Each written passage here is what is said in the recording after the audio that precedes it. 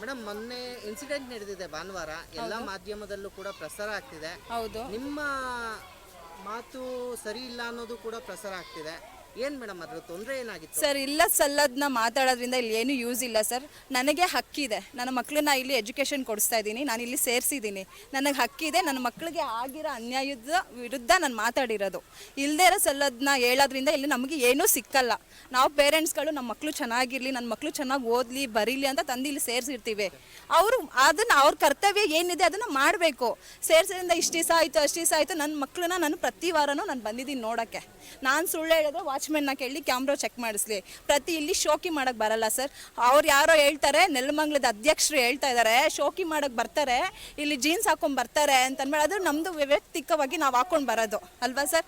ನಮ್ಮ ಬಟ್ಟೆ ಬಗ್ಗೆ ಅವ್ರು ಮಾತಾಡೋಕ್ಕೆ ಅವ್ರ ಮನೇಲಿ ಹೆಣ್ಮಕ್ಳಿಲ್ವಾ? ನಾನು ಯಾವುದಾದ್ರೂ ಇವಾಗ ಹೋಗ್ಬಿಟ್ಟು ನಾನು ಯಾವುದಾದ್ರೂ ಊಟ ಕೊಟ್ಟರೆ ಅವ್ರು ಇವರಿಗೆ ಅನಾಥಾಶ್ರಮಕ್ಕೆ ಅಕ್ಕಿ ಕೊಟ್ಟರೆ ಈ ಅಪ್ಪನ ಕರ್ಕೊಂಡೋಗಿ ತೋರಿಸ್ಬೇಕಾ? ಚಾನಲ್ ಅವ್ರನ್ನ ಕರ್ಕೊಂಡೋಗಿ ತೋರಿಸ್ಬೇಕಾ? ತೋರಿಸ್ಬೇಕಾ?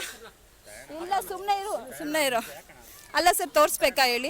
ನಮ್ಮ ಬಟ್ಟೆ ಬಗ್ಗೆ ಅವ್ರಿಗೆ ಯಾರು ಸರ್ ಅಧಿಕಾರ ಕೊಟ್ಟಿತ್ತು ಮಾತಾಡೋದಕ್ಕೆ? ನಾವಿಲ್ಲಿ ಶೋಕಿ ಮಾಡೋಕ್ಕೆ ಬರ್ತಾ ಇರಲಿಲ್ಲ ಸರ್. ನಾನು ಪ್ರತಿ ವಾರ ಬಂದು ನನ್ನ ಮಕ್ಕಳು ಚಾಕ್ರಿ ಮಾಡಿಬಿಟ್ಟು ಹೋಗ್ತಾ ಇದ್ದೆ, ಬಟ್ಟೆ ಒಗಿತಿದ್ದೆ, ಸ್ನಾನ ಮಾಡಿಸ್ತಿದ್ದೆ, ಆಗಿರೋ ಗಾಯಕ್ಕೆ ಔಷಧಿ ಹಚ್ತಾ ಇದ್ದೆ. ನಾನು ಬಂದ್ಬಿಟ್ಟು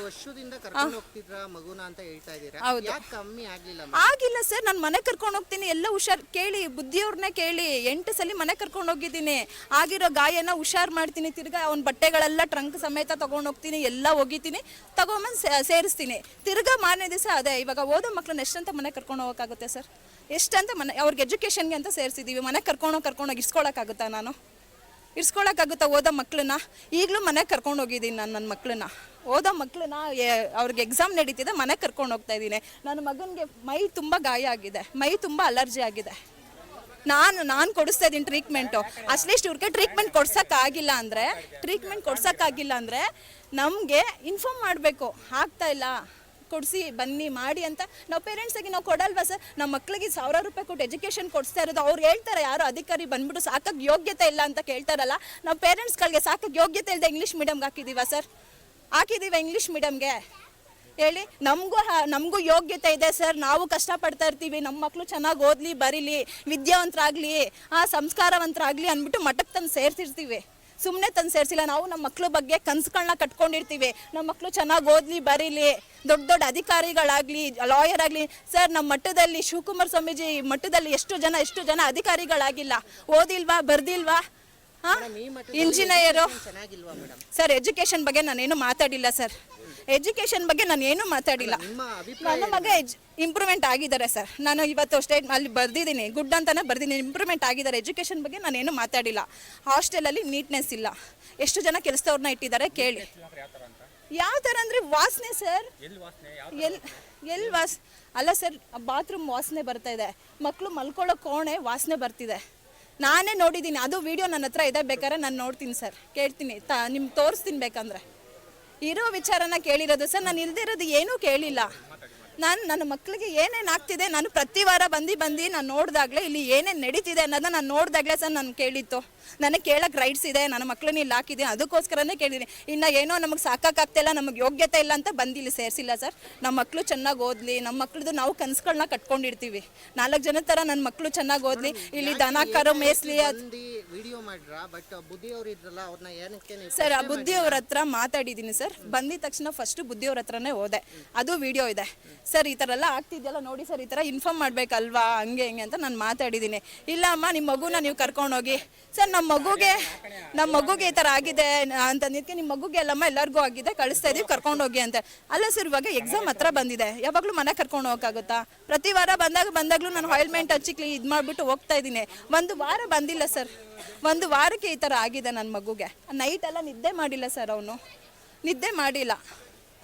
ಎಲ್ಲಿಂದನೂ ತಂದು ಸೇರಿಸಿಲ್ಲ ಸರ್ ನನ್ನ ಮಗನ. ನಾನು ಶಿವಕುಮಾರ ಸ್ವಾಮೀಜಿ ಹುಟ್ಟೂರೋಳು, ನಮ್ಮ ಮನೆ ಮುಂದೆನೆ 111 ಅಡಿ ಶಿವಕುಮಾರ ಸ್ವಾಮೀಜಿಯವ್ರ ಸ್ಮಾರಕ ಕಟ್ತಾ ಇದ್ದಾರೆ. ಎಲ್ಲಿಂದನೂ ತಂದು ಸೇರಿಲ್ಲ. ಇದು ನಮ್ಮೂರು, ನಮ್ಮ ಇದು ತಾಲೂಕು ಅಂದ್ಬಿಟ್ಟು ನನ್ನ ಮಕ್ಕಳು ಇಲ್ಲಿ ಓದ್ಲಿ ಅಂತ ಕರ್ಕೊಂಬಂದು ಸೇರಿಸಿದ್ದೀನಿ ಸರ್ ನಾನು. ಯಾರ್ಯಾರೋ ಬಂದು ಕಂಡೋರು ಹೆಣ್ಮಕ್ಳ ಬಗ್ಗೆ ದಯವಿಟ್ಟು ಮಾತಾಡೋದು ಬಿಡಿ, ಬೇರೆಯವ್ರ ಬಟ್ಟೆ ಬಗ್ಗೆ ಮಾತಾಡಬೇಡಿ. ಫಸ್ಟ್ ನಿಮ್ಮನೆ ಹೆಣ್ಮಕ್ಳ ಬಗ್ಗೆ ಮಾತಾಡಿ. ಫಸ್ಟ್ ರಾಜಕೀಯಕ್ಕೂ ಇದಕ್ಕೂ ವ್ಯತ್ಯಾಸ ಇಲ್ಲ. ನಿಮ್ಮ ಬೇಳೆಕಾಳು ಬೇಯಿಸ್ಕೊಳ್ಳೋದಿದ್ರೆ ಹೋಗ್ಬಿಟ್ಟು ಹೊರಗಡೆ ಪಬ್ಲಿಕಲ್ಲಿ ಜನ ಸೇವೆ ಮಾಡಿ, ಬಂದು ಇಲ್ಲಿ ಬೇಯಿಸ್ಕೊಳ್ಳೋದಲ್ಲ. ಇದಕ್ಕೂ ನಿಮಗೂ ಸಂಬಂಧ ಇಲ್ಲ. ನಿಮ್ಮನ್ನ ದುಡ್ಡು ಕೊಟ್ಟು ಕರ್ಸಿದ್ದಾರೆ ಅಂತ ನನಗೂ ಚೆನ್ನಾಗಿ ಗೊತ್ತು. ಸಾಕ್ಷಿ ಏನಾದರೂ ಇದೆಯಾ ಮೇಡಮ್?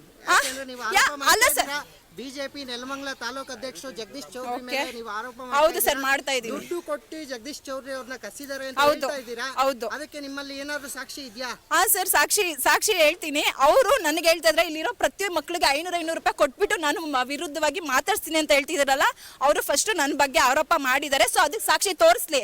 ನನ್ನ ಮಕ್ಳಿಗೆ 500 ರೂಪಾಯಿ ಕೊಟ್ಬಿಟ್ಟು ವಿರುದ್ಧವಾಗಿ ಮಾತಾಡಿದ ಸಾಕ್ಷಿ ತೋರಿಸ್ಲಿ, ಆಮೇಲೆ ನಾನು ಸಾಕ್ಷಿ ತೋರಿಸ್ತೀನಿ ಅವ್ರಿಗೆ. Okay madam.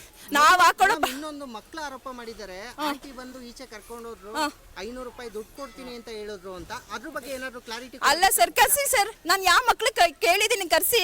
ನಾನು ಎಲ್ಲೂ ಮಾತಾಡಿರೋದಲ್ಲ. ಇಲ್ಲೇ ಬಾಗ್ಲಲ್ಲೇನೆ ಇವರು ವಾಚ್ಮ್ಯಾನ್ ಸರ್ ನಿಂತಿದ್ರು, ಬಾಗ್ಲಲ್ಲೇ ನಿಂತ್ಕೊಂಡು ಮಾತಾಡ್ಸಿರೋದು.